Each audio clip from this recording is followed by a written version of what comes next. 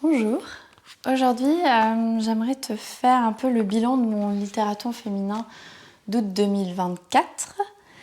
Et donc, ce littératon féminin, qu'est-ce que c'est? C'est une proposition d'Antastasia qu'elle propose depuis plusieurs années maintenant.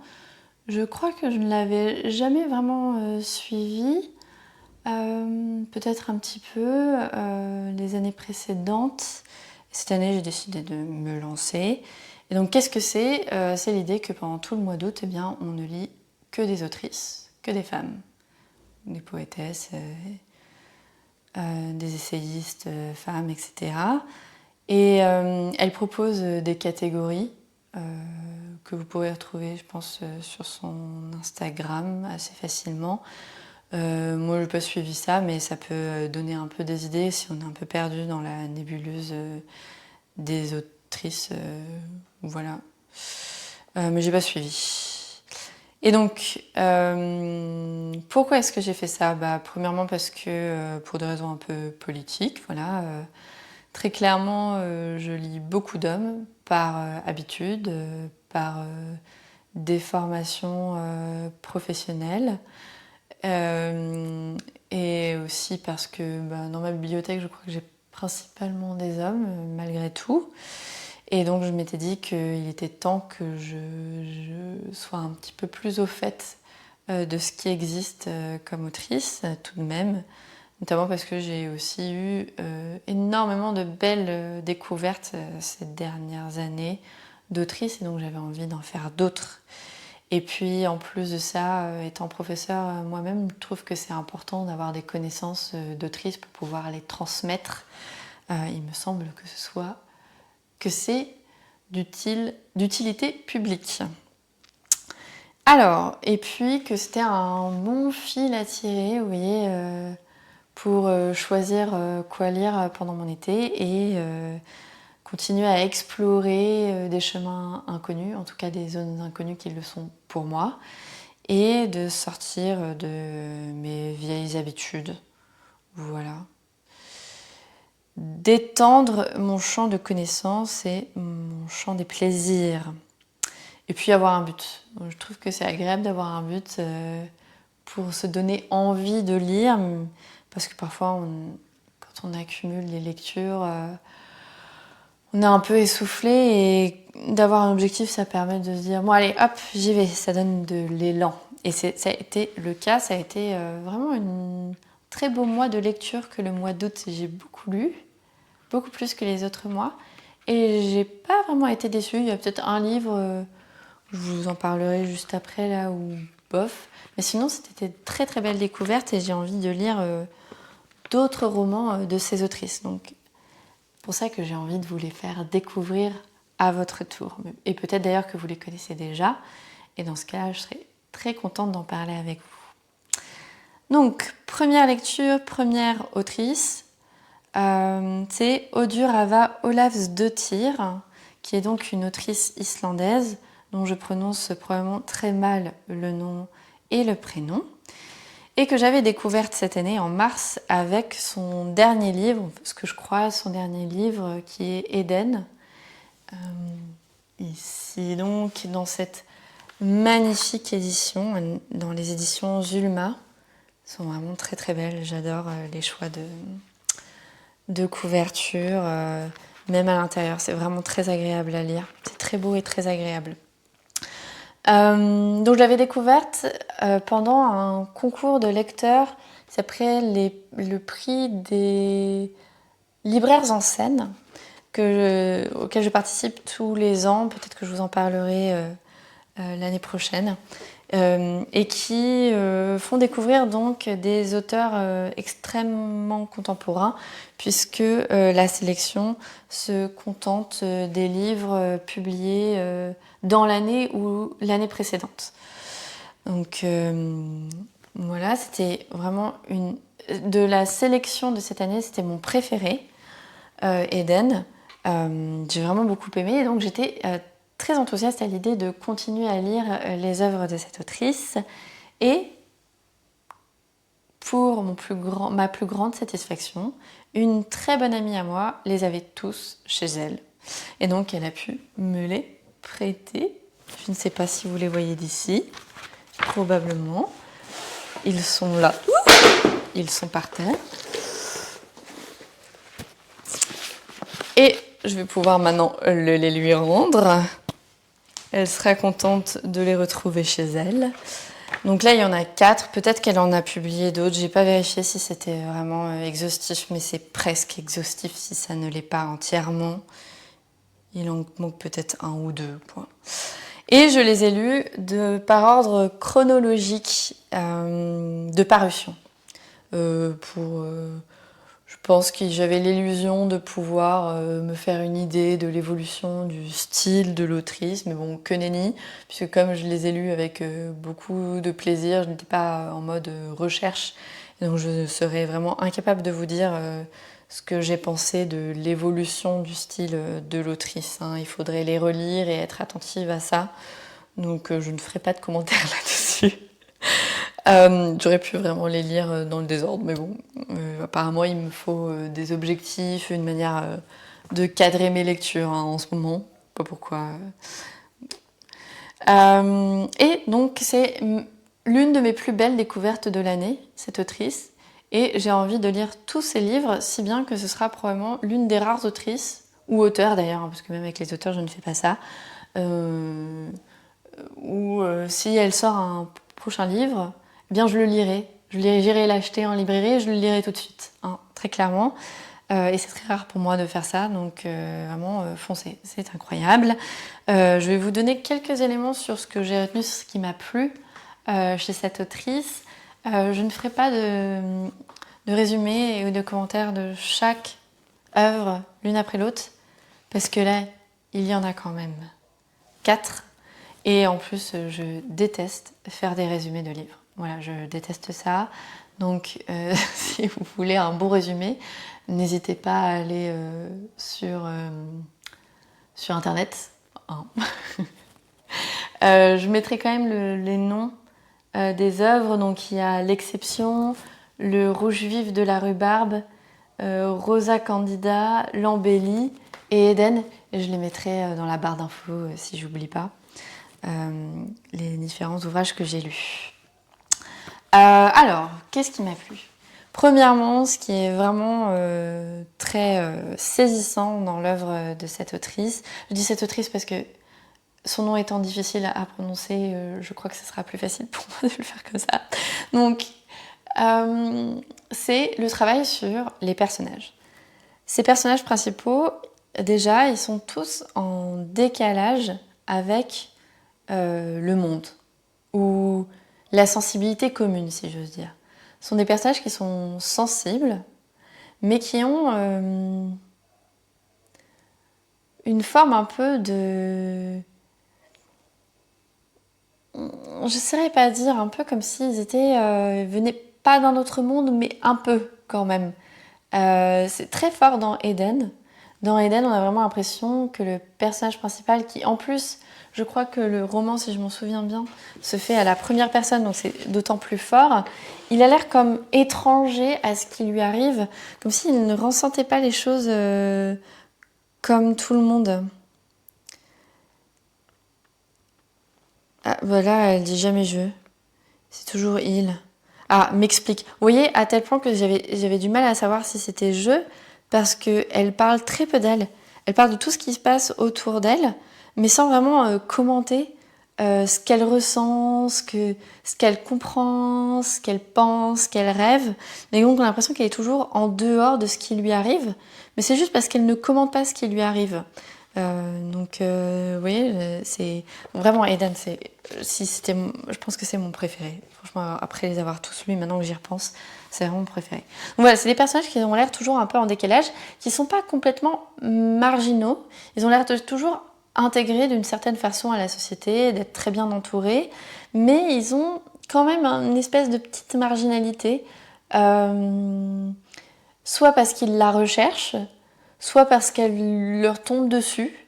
Et un peu comme si... Alors, c'est toujours à un moment de leur vie où il y a un changement, souvent brusque, qui les sort de leur existence normale.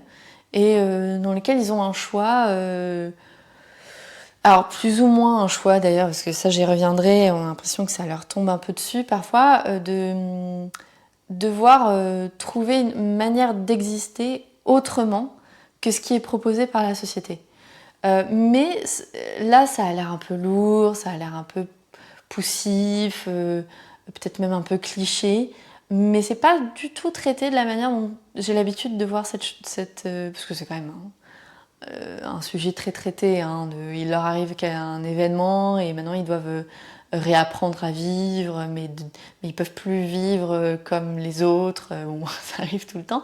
Là, non, parce que c'est pas traité de la même manière. Il y a une forme de légèreté dans la manière dont c'est traité, notamment dû à cette sensibilité un peu étrange, un peu hors du corps des personnages, et aussi parce que c'est pas non plus des changements de vie complètement drastiques. Enfin, si, ça l'est parfois, mais vous voyez, j'ai du mal à en parler parce que c'est très nouveau, je trouve. Enfin, c'est très unique, cette manière de traiter les choses. Cela pousse en fait à avoir aussi des intrigues qui sont travaillées de manière assez étrange aussi, notamment sur l'enchaînement des événements qui ont l'air de très mal s'enchaîner. On a souvent des événements qui sortent de nulle part, un peu comme dans les mauvaises séries, vous voyez, où on est à l'épisode 20, il faut continuer à tirer l'histoire, et donc il y a quelque chose qui arrive, on se dit, bon, bah, pourquoi ça arrive, ça ça arrive parfois dans certains des romans où on se dit, bon, ok, ça non, c'est pas vraisemblable. Enfin, c'est pas possible que ça arrive, ça. Soit des rencontres, vous voyez, inopinées entre deux personnages qui s'étaient rencontrés par hasard et qui là se re-rencontrent par hasard, et on se dit, bah non, enfin, c'est pas possible, alors que le personnage est en train de voyager, enfin, ça n'a aucun sens. Mais on se dit, bon, on finit par accepter d'ailleurs. Bon, j'en reparlerai de ça juste après parce que je pense qu'il y a autre chose qui est en jeu là. Et je pense ici qu'il y a une réflexion sur la question du destin. Et un peu comme si elle essayait de trouver une explication de la vie qui ne s'explique ni par totalement le hasard. Voilà, c'est le hasard, les choses arrivent comme ça, elles n'ont pas de sens, c'est complètement absurde. Et qui ne s'explique non plus par la question du destin. De rien n'est dû au hasard, que les choses sont écrites. Ça, clairement, les personnages essayent de faire sens de leur existence, même d'aller voir des voyantes, de comprendre les signes. Mais en fait, les personnages eux-mêmes n'y croient pas trop. Et puis, je pense que c'est un petit peu tourné en dérision quand même, ces explications des choses. Donc, c'est pas une explication convaincante dans le roman. Mais la question du hasard non plus. Et en plus, les personnages sont poussés par des quêtes qui sont elles-mêmes aussi intéressantes parce qu'ils ne recherchent pas le bonheur. Et donc, on ne peut pas dire que ce destin qui se profile par l'accumulation des événements qui leur arrivent, que parfois ils cherchent à déclencher, hein. Mais pas totalement. C'est un peu comme si les personnages se jetaient dans le vide. Donc ils se mettent face au monde. Et donc forcément, comme s'ils se jettent dans le monde, eh bien des choses vont leur arriver. Mais ils ne vont pas être à la recherche de ces choses-là. C'est juste comme ils se mettent dans des situations de risque, où ils sortent de leur vie, de leur routine, eh bien ils vont arriver dans des situations dans lesquelles les événements vont leur arriver et vont les bouleverser. Vraiment au sens fort du terme. Et ça va construire petit à petit, à force d'événements qui ont l'air d'être déliés les uns des autres, reconstituer une nouvelle vie au personnage, une nouvelle stabilité du personnage, une destinée au personnage, qui n'est pas la recherche du bonheur. Ça aussi, hein, vraiment, je trouve que c'est très intéressant parce qu'on a l'habitude maintenant, je trouve, dans les romans d'avoir cette question de la chance ou de la malchance. Et donc, voilà, les événements qui sont dus au hasard ne sont jamais définis par le terme de chance ou de malchance. Les personnages ont l'air d'être concrètement souvent malchanceux au début. Il leur arrive toujours un malheur. ça c'est vrai. Et puis parfois il y a même une accumulation des malheurs, mais il n'essaye pas d'en échapper, essaye de faire avec, sans forcément essayer de faire avec. C'est juste d'essayer de continuer leur existence, malgré tout. Et donc la question du malheur et du bonheur est comme évacuée du roman. Il y a peut-être plus une recherche de la bonne vie qui s'éloigne de la question du bonheur, dans le sens où le personnage, comme il a une sensibilité très hors de propos parfois, ne va pas décrire les choses en plaisir, déplaisir ou bonheur, malheur, mais en peut-être richesse et stagnation. Peut-être que c'est les deux termes qui seraient mieux appropriés pour décrire cette tension dans l'existence des personnages. Oui, quelque chose peut-être autour de la dépression, vous voyez, quelque chose autour de donner du sens à la vie dans une existence qui de toute façon n'a pas de sens. Parce que même la question de la quête du sens, les personnages sont toujours dans des situations un petit peu marginales qui font que difficile quoi, de trouver du sens aux événements ou à leur existence ou même à leurs décisions. Les personnages prennent souvent des décisions quand même assez irrationnelles. Donc même là, c'est très intéressant, je trouve. Vous voyez, ça mène à plein de réflexions là-dessus. Il y a vraiment un travail sur l'étrangeté.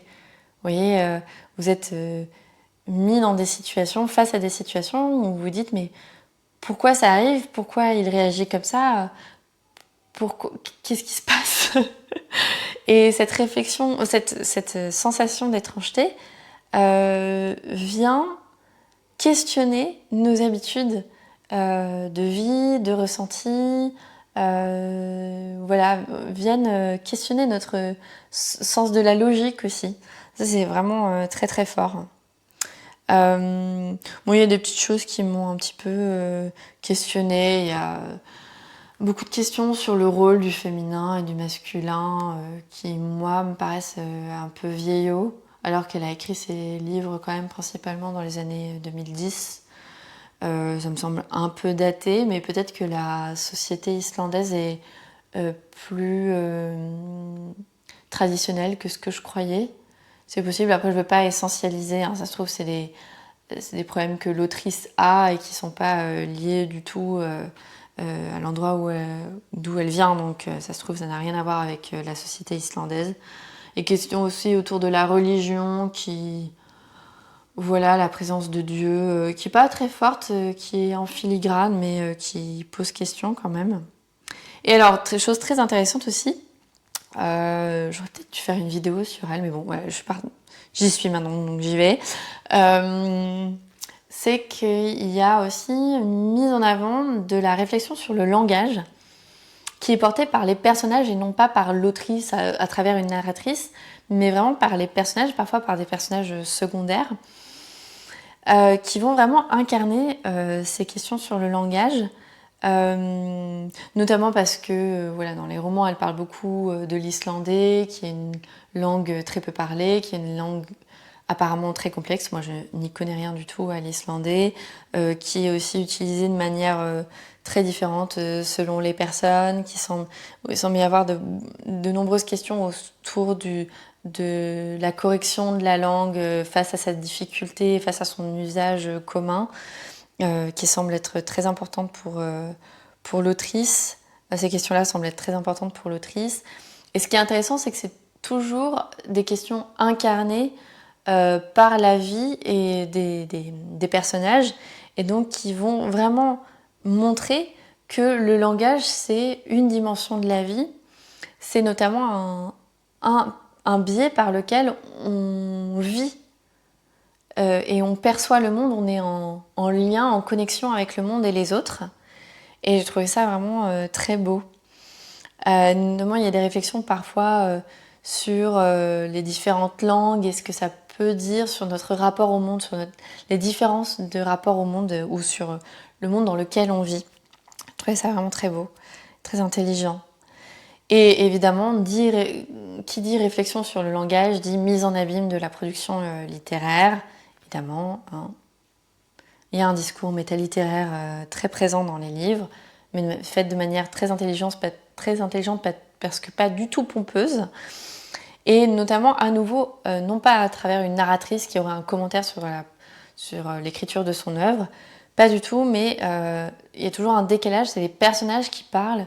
Par exemple, on a de nombreux personnages qui ont un rôle dans la production littéraire, qui sont soit écrivains. Alors, pas forcément écrivains d'ailleurs, c'est toujours des personnes qui soit corrigent des écrivains, soit écrivent pour des écrivains, soit sont traductrices, vous voyez, donc des gens qui ont un rapport décalé à l'œuvre littéraire, qui ne sont pas forcément des créateurs en tant que tels. Donc là aussi, ça produit une vision de la littérature très intéressante parce qu'en décalage, et on n'a pas l'habitude en fait de la voir sous cet angle-là. Et donc ça permet de voir un peu les rouages, de le voir un peu plus comme un exercice, non pas de création, d'un génie littéraire, mais beaucoup plus comme le projet d'un artisan. Voilà. Et ça aussi, c'est très intéressant et très agréable. Et notamment, moi je ne l'ai pas fait parce que je lisais aussi pour le plaisir, mais je pense qu'il y aurait tout un truc à faire sur en quoi le discours des personnages sur la production littéraire dit quelque chose de la production littéraire de l'autrice. Voilà.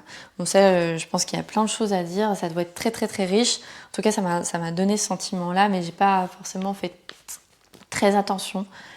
Puis c'est très différent d'une œuvre à une autre, donc ça mériterait une relecture rien que pour ça. Donc voilà pour Odur Ava Ólafsdóttir. Et je vais passer maintenant à ma deuxième lecture du mois d'août. Alors en fait, je lisais un roman de cette autrice, je lisais un roman d'une autre autrice, à nouveau elle, un autre, à nouveau elle, un autre. Vous voyez, donc j'ai un peu... Mais là, je les ai tous rassemblés. Voilà, c'est plus simple.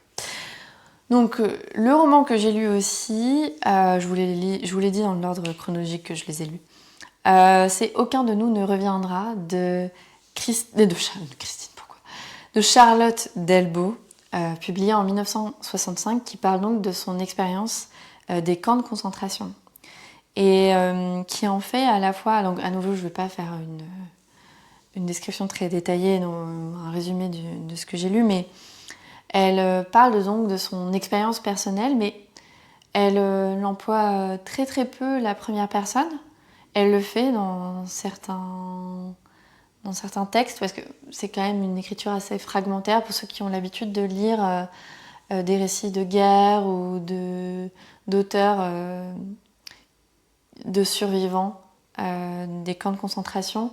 C'est souvent le cas, hein, que c'est une écriture fragmentaire avec cette idée que d'une méfiance du langage, de la logique aristotélicienne du récit, cette peur de la fiction, mais aussi cette idée de la fictionnalisation de la mémoire, mais aussi cette idée que la mémoire ne peut plus se faire et donc que les interstices entre les événements ne peut pas être comblés par la logique narrative. Et donc on est condamné à n'avoir que des fragments de ce qui a existé, et parce que aussi l'objet qu'on raconte est tellement horrible qu'on n'a que des flashs et qu'il y a des choses qui sont indicibles. Et donc le caractère fragmentaire du récit montre en creux ce qui n'a pas été dit. Bref. Et bon, on a toutes ces questions-là, bien sûr, dans l'œuvre de Charlotte Delbo. C'est vraiment très beau. C'est le premier opus d'une série de livres sur cette expérience des camps de concentration. J'ai expérience, mais rien que le mot expérience est déjà un peu horrible. Elle en fait le livre d'une expérience à la fois collective. Donc ça aussi, c'est vraiment très important.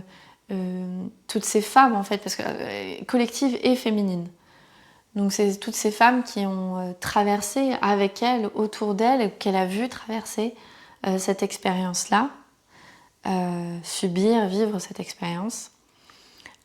Et cette cette dimension collective, elle est extrêmement présente dans le livre.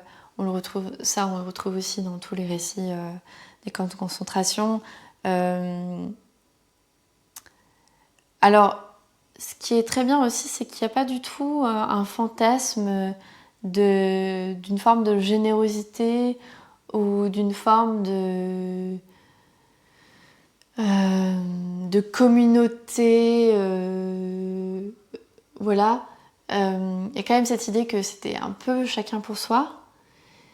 Et aussi qu'on s'allie avec les gens qu'on aime et qu'on fait des petits groupes. Hein. Donc il y a aussi cette... elle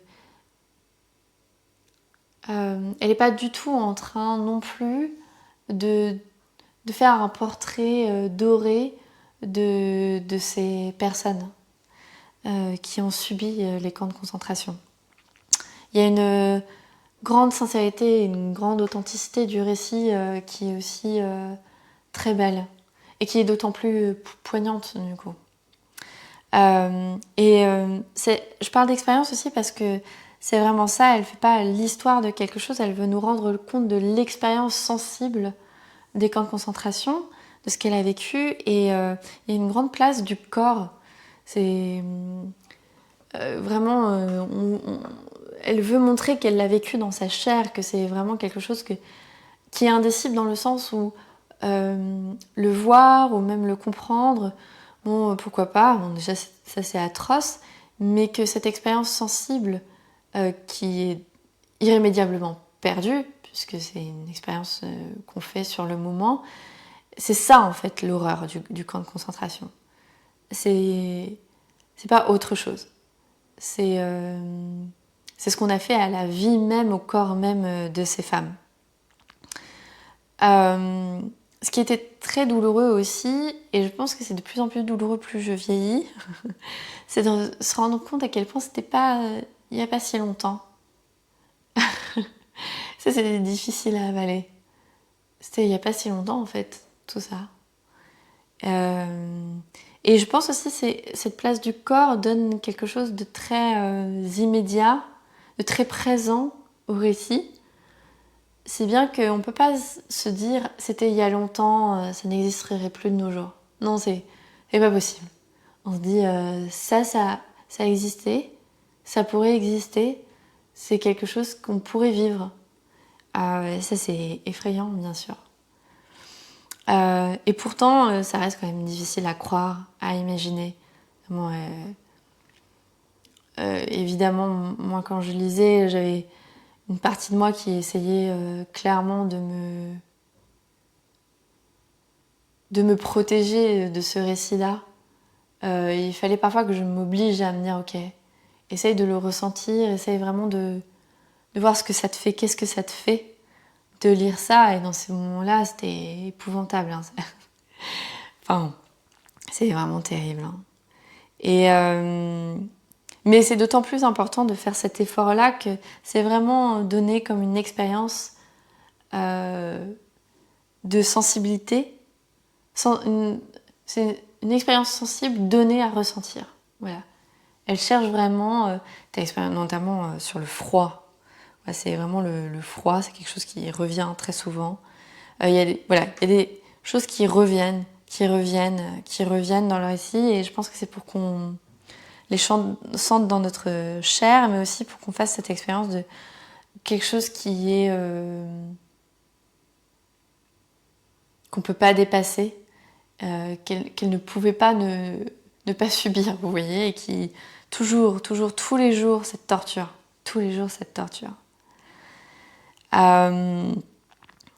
Bon, voilà, je ne peux que vous inviter à lire ce récit qui est en plus admirablement écrit avec une profonde poésie. C'est vraiment très beau, en plus d'être terrible. C'est vraiment très beau. Après cette lecture, j'en ai fait une autre bien plus légère, mais bien plus légère, beaucoup plus légère, qui s'appelle donc... Oh, oui, parce que je vous les montre pas. Donc ça, c'est... Aucun de nous ne reviendra de Charlotte Delbo. Vous voyez, Auschwitz et après, hein, oui, parce qu'en plus, elle était enfermée à Auschwitz. déporté à Auschwitz. Donc voilà. Très belle édition, minuit évidemment. Et puis, donc, la papeterie Tsubaki d'Ogawa Ito, une autrice, donc aussi une autrice japonaise. Alors moi, le Japon, j'avais lu surtout par exemple Confession d'un masque, Le Pavillon d'or, enfin vous voyez, eh bien rien à voir. Donc, alors oui, donc la papeterie Tsubaki parue en 2016, hein, donc c'est aussi très contemporain. On pourrait peut-être qualifier ça d'une littérature feel good, sérénité, apaisement. Vous voyez, donc vraiment rien à voir avec Aucun de nous ne reviendra de Charlotte Delbo. Peut-être un peu ce qu'on pourrait voir comme le cliché de la littérature japonaise avec certains... Donc vraiment diamétralement opposés à Confession d'un masque. Vraiment rien à voir. Qui correspond peut-être à un imaginaire un peu plus... cliché du Japon. Sur une forme de sérénité, de savoir-vivre, de bien-vivre, une sorte de célébration aussi de la politesse, de l'acceptation de ce qui est. D'ailleurs, je vous conseille, si vous êtes membre ou si vous ne l'êtes pas, devenez-le de Dantasthesia, de la chaîne Dantasthesia. Elle a une réflexion là-dessus, une vidéo sur une réflexion là-dessus. Je trouvais ça très intéressant. Donc, et ça a vraiment fait écho à cette lecture. Je peux comprendre que certains aient pu avoir cette vision un peu cliché de la littérature feel-good japonaise en lisant ce genre de roman. Par contre, j'ai trouvé ça un petit peu creux. Voilà. Mais je pense que c'est parce que je lis pour être un peu saisie, pour être un peu bousculée, et là, je ne l'étais pas du tout. Ou alors peut-être j'aurais pu dire que si je l'étais pas, comme j'étais pas saisie, j'étais bousculée. Peut-être que ça bouscule mes habitudes de lecture que de ne pas être saisie par le roman. Je trouvais que c'était parfois un récit faussement serein. C'est-à-dire que une forme de vouloir se complaire dans une existence très simple qui, moi, ne me satisfait pas du tout. Voilà, moi je suis plus une personne sensible à la transcendance de l'être humain peut-être. Et là, j'ai l'impression que le personnage principal, alors même que c'est une jeune fille qui a toute sa vie devant elle, elle était quand même un petit peu en train de se mentir à elle-même et puis de se contenter d'une vie pas si riche. Alors même si effectivement il y a une évolution tout au long du roman, mais voilà, on suit sa vie pendant une année, d'une saison à l'autre. Il y a un petit peu ce côté-là de la nature japonaise très belle qui change de saison en saison. Bon. Voilà, ça fait rêver, ça fait un peu lecture exotique aussi, hein, par certains côtés. Bon, voilà, ça m'a pas, oui, ça m'a pas trop transportée. D'autant plus que elle évoque parfois des sujets vraiment sombres, moi je trouve, autour de la mort, autour de la quête de sens, autour du désamour entre proches, ce qui est quand même des choses qui normalement devraient vraiment me remuer et qui l'a pas du tout, parce que j'ai trouvé que c'était un peu facile. On a du mal, moi j'ai eu beaucoup de mal à j'ai eu beaucoup de mal à m'identifier au personnage principal, qui d'ailleurs, c'est un roman à la première personne, donc elle a quand même une très grande place. Sa voix, une grande place, et moi j'ai pas ressenti sa douleur. J'ai vraiment beaucoup de mal à être en empathie avec elle. Et donc, même quand c'était des choses vraiment très difficiles et douloureuses, c'était tellement compensé par ailleurs par un aspect un peu contemplatif et apaisant que j'avais du mal à vraiment percevoir cette difficulté-là. Puis le personnage avait l'air d'être un petit peu immature, un petit peu beaucoup, et de pas percevoir certaines choses et de se rendre compte... ouais, je pense que l'immaturité du personnage aussi a beaucoup joué dans dans le fait que c'était difficile pour moi de vraiment apprécier ces moments-là. Les sujets sombres étaient traités avec beaucoup trop de pudeur. Ouais, moi, j'aime bien les choses qui rentrent un peu dans le vif, quoi. Ça pique. J'aime bien que ça pique. Et puis, je trouvais qu'il y avait peu d'explications et donc peu de cohérence dans les processus mentaux du personnage principal qui passe d'un état à un autre. Qui finit par accepter certaines choses, par avoir comme si elle arrivait à une forme de sagesse. Moi, j'ai l'impression que c'est plutôt une forme d'endormissement, vous voyez. Enfin, bon. J'étais pas du tout convaincue par ça. Par contre, très jolie réflexion sur l'art d'écrire. Vraiment, l'art d'écrire à la main, et notamment sur l'art de la correspondance, qui est vraiment un art perdu. Donc il y avait vraiment une forme de nostalgie. Voilà. Je me disais, oh là là, si je vivais encore dans un temps où on peut s'écrire à la main, qu'est-ce que ce serait beau. Parce qu'en plus, elle écrit vraiment sur le geste, vous voyez, alors, parce qu'elle écrit évidemment des kanji, etc. Donc il y a vraiment toute cette... Il y a même des... Alors je vais vous montrer parce que c'est quand même très beau ça. Donc on a les lettres qui sont... Parce que en fait, le personnage principal est écrivain public et écrit des lettres pour les autres personnages qui viennent à sa boutique. Donc là, on a la lettre qui est écrite en italique et puis on a le facsimilé de la lettre.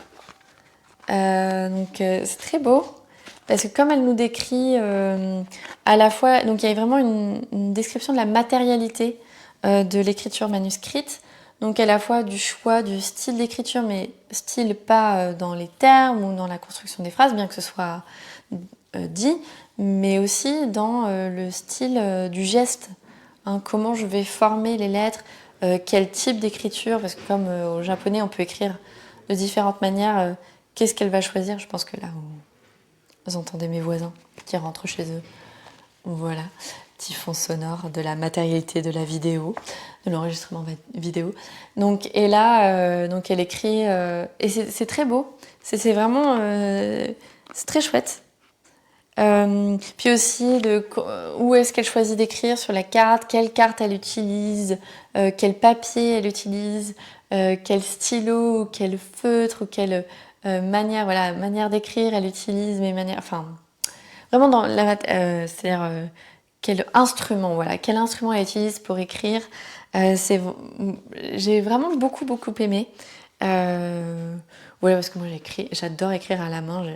Cet aspect sensoriel, que ce soit de la lecture ou même de l'écriture, c'est très important pour moi. Et ça m'a vraiment donné envie d'écrire des lettres pour les gens, pour les belles occasions. Probablement pour les anniversaires et Noël et la nouvelle année. Peut-être même que je trouverai d'autres occasions. Parce que ça aussi qui est très beau, c'est que tout le monde trouve de belles occasions pour faire écrire de très belles lettres. Ah, ça c'est vraiment très joli. J'aime bien. Ça c'est vraiment très poétique. C'est très beau. Peut-être rien que pour ça, c'était bien de lire ce livre finalement. Vous voyez, j'ai trouvé un atout quand même. Et dernière lecture de ce littératon féminin, c'était Le Cheval Blanc d'Elsa Triolet. Probablement parce que Anastasiya en a beaucoup parlé et en parle encore, qui a été publié donc en 1943. Et je pense que c'est une lecture, je ne vais pas vous faire une description, je ne vais même pas rentrer trop dans les détails de ce qui s'y passe vraiment.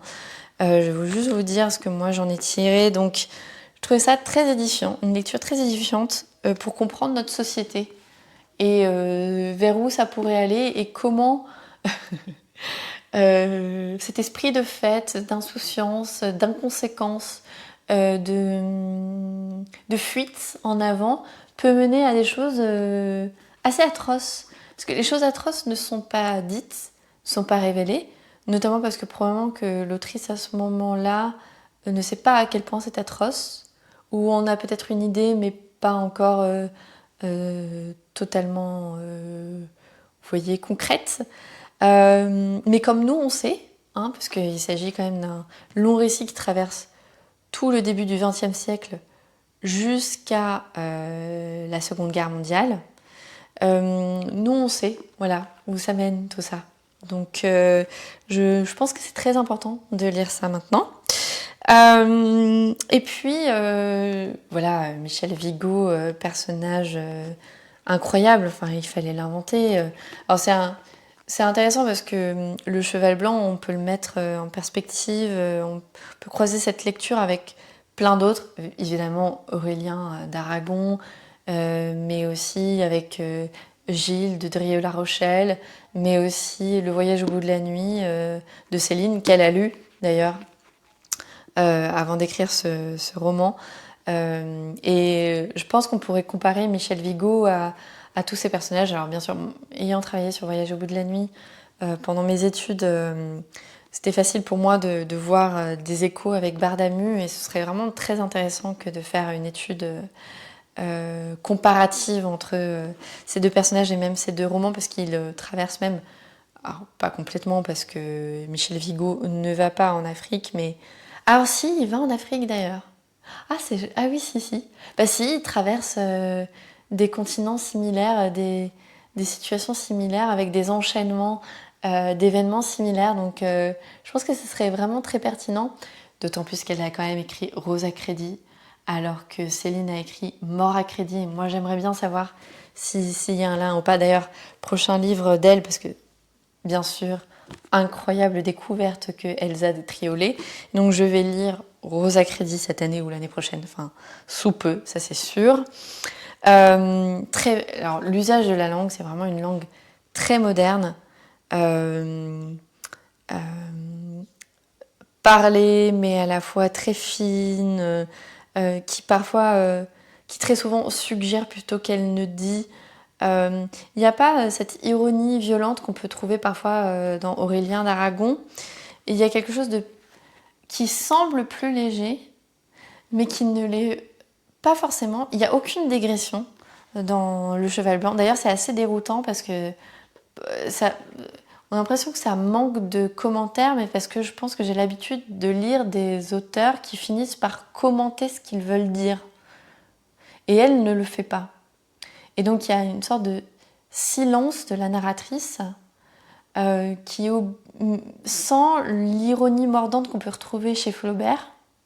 Oui, parce qu'on pourrait aussi, comme dit Anastassia, je suis assez d'accord avec elle, on pourrait aussi retrouver l'éducation sentimentale, hein, très clairement. Oui, il y a quelque chose comme une légèreté qui en fait fait signe vers quelque chose de plus grave et de plus sérieux, mais c'est au lecteur de le trouver, vous voyez. Donc elle suit un peu la légèreté de ces personnages, et on finit par comprendre que cette légèreté, en fait, elle est lourde de conséquences. Vous voyez, il y a peut-être pas pour les personnages, mais et aussi parce que ça fait contraste avec le moment de la publication, enfin. Et aussi parce qu'il y a cette préface de l'autrice au début, hein, qui propose déjà ce décalage entre la réalité et la manière dont les personnages vivent cette réalité. Et elle suit plutôt la vision des personnages, mais cette préface et le moment de la publication, et puis même nous, ce qu'on sait ensuite, permet de rendre la gravité au récit. Mais c'est au lecteur de le faire. Vraiment, ça c'est très très beau. Parce que c'est très fort. Parce que c'est quand même écrit comme plutôt un roman d'aventure avec une espèce de succession parfois euphorique et même très déstabilisante des événements. Moi, au bout d'un moment, je l'ai lu, pourtant je le lisais tous les jours et je l'ai lu très vite. Je l'ai lu en 5 jours. Et j'oubliais au fur et à mesure qui était qui. Alors, les personnages finissent par être assez récurrents finalement. On finit par comprendre. Mais je me dis, mais il est où maintenant ? Pourquoi il lui arrive ça ? Qu'est-ce qui lui est arrivé déjà avant ? Pourquoi il se retrouve là ? Mais je crois que le fait que j'étais perdue, c'était voulu par le récit, très franchement. Alors parfois, je regardais juste la page d'avant et je me dis, ah oui, c'est vrai. Oui, c'est parce qu'il y a ça. Mais on s'y perd vraiment, et il y a cette accumulation qui finit, en fait, qui prend son sens à la fin, vraiment. En plus, une accumulation d'aventures sans panache, hein, vraiment. T'es un personnage qui voudrait, voilà, qui a ce rêve de se trouver un... Quelqu'un qui me regarde à l'extérieur sur le balcon. Qui voudrait retrouver une manière de montrer sa vaillance, son courage. D'ailleurs, il a mille et une occasions de le faire et ne le fait pas, montrant bien que du rêve à la volonté, il y a quand même un monde. Hein. C'est bien de le dire, c'est mieux quand même de le faire pour de vrai. Hein, voilà. Et cette aventure sans panache, ces aventures sans panache, c'est très intéressant. Ouais. Et d'ailleurs, la seule aventure avec panache n'est pas racontée depuis le point de vue du personnage, mais elle est racontée par un messager, par un personnage messager, ce qui fait un peu référence à la tragédie. Et donc je pense qu'aussi il y a toute une réflexion évidemment sur le tragique ici, réel tragique du historique qui est complètement vidé par le vécu et par le récit, par la vision du monde des personnages. Donc là aussi, je pense qu'il y a une critique en creux de la société de son époque. D'ailleurs, extrêmement intéressant, parce que j'ai écouté, j'en parlerai dans une autre vidéo, un podcast sur la vie de Simone de Beauvoir, et juste après la lecture de ce roman-là, et très franchement, la vie de Simone de Beauvoir avant la Seconde Guerre mondiale, on pourrait faire plein de liens avec cette inconséquence, insouciance de Michel Vigo et de ses compères. Franchement, c'était édifiant. C'est pour ça que je me suis dit, ah oui d'accord, ok. C'est pas juste un roman, quoi. Il y a une réalité de cet être au monde qui amène à l'atrocité. Alors que c'est pas atroce ce qu'ils font, ils font juste la fête. Mais voilà, quoi. Hein. Très intéressant. C'est donc une lecture beaucoup plus complexe qu'il n'y paraît, et je pense qu'elle mérite d'être lue et relue et re-relue, vraiment, et d'être étudiée même. Donc voilà, donc c'est une conséquence de tous les personnages. Oui, j'ai pris des notes parce que sinon je vais oublier de dire des choses. C'est une conséquence de tous les personnages. Hein, vraiment, aucun personnage n'est vertueux ou n'est grandiloquent ou quoi. Mais en même temps, ils sont pas non plus complètement mis à mal par le récit. Ils sont très complexes. Et ils sont complexes à cause des circonstances, alors même qu'ils sont dans des situations qui les mettent dans des états quand même, voilà, ils sont pas dans le manque, mais ils se retrouvent quand même dans le manque. Enfin, très intéressant ça aussi. Ils sont parfois un peu caricaturaux, les personnages, mais pas dans le mauvais sens du terme, c'est juste qu'ils sont plus grands que nature et donc on voit mieux et on peut peut-être mieux comparer ça à la vie réelle, vous voyez, ce mentir vrai de la littérature. Oui, donc j'avais écrit Michel Vigo comme un Don Quichotte raté et sans honneur, parce qu'au moins Don Quichotte il a beaucoup d'honneur, vous voyez, il est vraiment courageux. Michel Vigo, non, pas du tout. Ou si, mais enfin, quand les circonstances l'y obligent, voilà. Alors que Don Quichotte, il cherche l'aventure. Mais l'aventure, enfin, oui, c'est très complexe, Michel Vigo. Je me rends compte, même en vous en parlant, que c'est plus complexe que ce que je dis. Vraiment beaucoup plus complexe. Ça mériterait vraiment un approfondissement. Ouais, voilà. Donc le prochain livre à lire d'Elsa Triolet, c'est Rosa Crédit. Voilà, très belle découverte. Et pour finir, le littératon, mais je ne l'ai pas terminé, d'ailleurs je ne l'ai pas là parce qu'elle est dans mon sac, j'ai entrepris la lecture de L'Art de la joie de Goliarda Sapienza, et j'étais très surprise du début, je ne m'y attendais pas du tout à la dureté du récit, qui commence dès les premières pages avec une présence omniprésente du corps, de la vitalité, mais aussi des sujets très très sombres autour de ces questions-là. Et alors, une absence de... Voilà, je parlais de pudeur là pour la papeterie de Tsubaki, bah là clairement il n'y en a pas du tout, hein, c'est pas du tout pudique. Si je voulais une lecture saisissante et qui pique, là voilà, j'y suis. Hein, voilà. Et en même temps, on n'est pas dans une obscénité sans sens. J'ai quelqu'un récemment qui m'a dit qu'elle avait lu des romans voilà, un peu plus sur la sexualité, etc., notamment qui vient du monde arabe, et qu'elle avait été déçue parce qu'elle avait l'impression que c'était cru pour faire cru. J'ai pas du tout cette impression-là dans l'art de la joie. J'ai vraiment l'impression que ça porte un discours beaucoup plus profond et intéressant. Mais pour l'instant, je peux pas du tout en parler parce que j'en suis vraiment qu'au début.